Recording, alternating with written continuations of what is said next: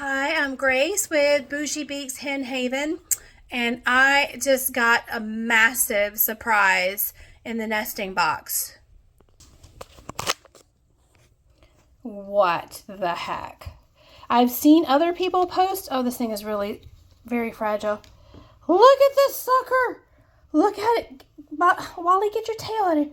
Look at, oh my gosh. I'm going to have to roll back the cameras and see who did this. I know what breed, but I need to know specifically who the heck did this. And is she okay? That's a normal egg right next to it. And this is like, oh my gosh. Like, oh my gosh, seriously. What do you think, Wally? He says, I'd like to have some, please. Oh my gosh. Oh gosh. Okay, so of course my camera did not catch the hen that laid it, even though it was pointed right in the right direction. Okay, so there is the colossal egg, and here is like a normal one. And I've actually seen some people on my bird forums that have these that are even bigger.